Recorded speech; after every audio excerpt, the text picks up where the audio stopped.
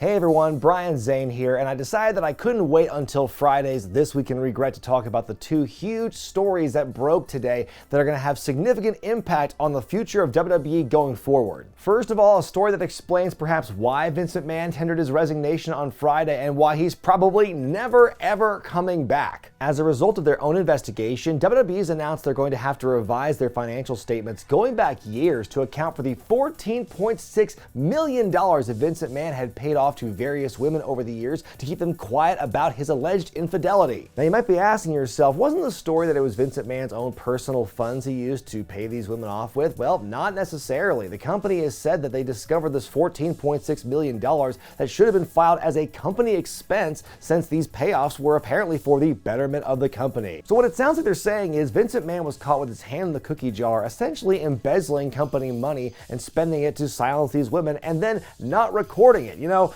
Al Capone, what brought him down? It was the tax evasion. This is a huge story with massive financial implications for the company. Really, it should shoot down anyone's theorizing that this story is a work in any sense of the imagination. Vince McMahon is not going away for pretend. He's not going to come back in a year once the heat dies down or if the ratings don't do well. That's not how this works. This is real life, people. It boggles my mind and it bears repeating that after all the controversies and the scandals that Vince McMahon has gotten away with, walked away from completely unscathed, and in some cases better off for it, after surviving all that and building up your legacy as being this bulletproof billionaire, to what ultimately brings him down is paying off his mistresses and failing to report it in the company financials. That's why you gotta keep your receipts. And with that, it is officially the end of the Vince McMahon era in WWE, which is absolutely crazy to think of because the entirety of WWE since he took over has been the Vince McMahon era. What a legacy, what a time he has spent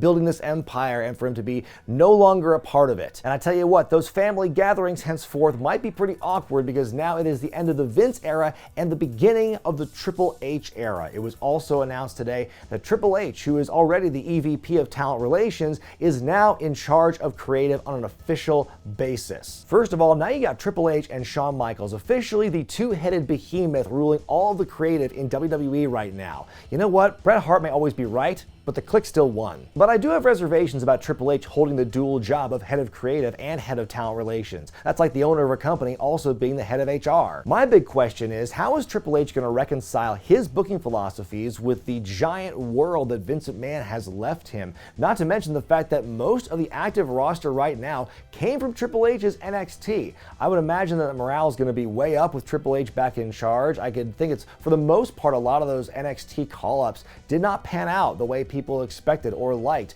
They didn't really find a good home in the main roster. Some went back to NXT. So I can imagine that this will be a positive move going forward, at least in the relationship between head of creative and the wrestlers themselves. Maybe we'll see more consistency with call-ups from NXT to the main roster. Maybe we'll see some more cross-branding between them. I don't know if NXT needs to jump out of its developmental phase that it's in right now, where it's kind of throwing things against the wall and seeing what works. I don't think we need to see a pure return to the black and gold, but I think that we could see some kind of more cross-collaboration between the two worlds. As Mr. and I alluded to in our video we posted yesterday about Vince's retirement, I think that this could lead to other people who left the company on maybe not so great terms with Vince McMahon, or people who left because Triple H had left, coming back into the company with Triple H in a higher role back in the company. So I wouldn't be surprised if in a few years' time we see a lot of those big gets that AEW got in the last year or two, maybe slowly migrating back to WWE. A lot of folks are going to want/expect immediate changes going forward. They expect a switch to be hit and you'll see the difference between Vince McMahon's WWE and Triple H's WWE. And quite frankly, I just don't see that happening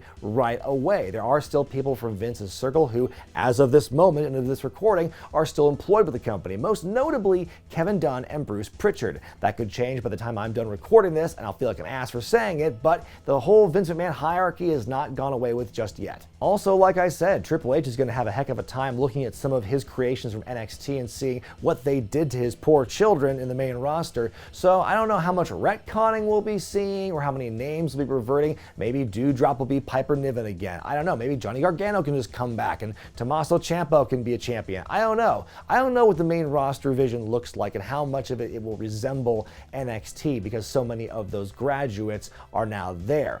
But I think there is going to be some kind of transitionary period. Maybe Triple H will settle into something something more of his vision. Maybe it won't all be skulls and iron crosses like NXT was, but to try and see him apply his vision of like pacing and storytelling and trying to put that on the main roster, which you don't often see on there. I'm sure folks are going to want to see the dawn of a new era kicking off on SummerSlam this weekend, but I wonder if there's going to be enough time to really wrap up storylines and get things the way they want to with stories and characters to even begin that right now. Needless to say, Triple H has a lot on his plate right now. Before the pandemic and before he took time off for his health, he was managing at most 2 hours of content a week.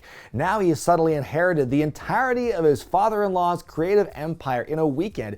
5 hours of TV to fill every week, and on top of that, he's the head of talent relations. Like I said, 1, he needs to delegate, and 2, these changes and this pressure he's under to improve things, it's gonna take time. As someone who has loudly lambasted Triple H's reign of terror and the authority storyline over the years, I do recognize the irony in my interest and intrigue in the dawn of a new Triple H era of creative in WWE.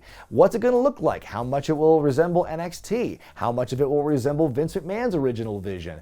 Time will tell, but I am definitely interested, and maybe we will see some changes and some shifts in place as early as SummerSlam. It seems like a fitting time to kick off a brand new time in WWE. But what do you think about these stories, folks? About Vince McMahon and the $14.6 million, about Triple H being the new head of creative? I want to hear what you have to say about that in the comment section below. Hopefully, between now and Friday, things news-wise can calm down a little bit. But until then, folks, I'm Brian Zane, and I will see you this weekend in Nashville, Tennessee for Starrcast 5 at the historic fairgrounds. Check me out Saturday as I'll be on the convention floor. Then Sunday morning, I'll be interviewing Saraya, the former Paige, in her first appearance post-WWE. Saraya turning the page is going to be great. I cannot wait to hear what she's got to say. And folks, there's so much more going on at Starrcast. Of course, we got to talk about Ric Flair's last match, as Ric Flair and Andrade will team up against Jay Lethal and Jeff Jarrett, a matchup I never thought I would get to see, but we're going to see it Sunday, the day after SummerSlam. That's the main event of a massive dream card. Don't forget to order Ric Flair's last match and any of the other shows on Fight TV through the link I have at the top of the description here. It's going to be a magical weekend, folks. SummerSlam, Starrcast, Ric Flair's last match. The eyes of the wrestling world will descend upon Nashville, Tennessee this weekend, and I cannot wait to be there to witness history. And stay tuned to this channel, because you know I'll be having some content from Nashville coming out in the weeks to come. But until then, I'm Brian Zane, and I'll see you next time.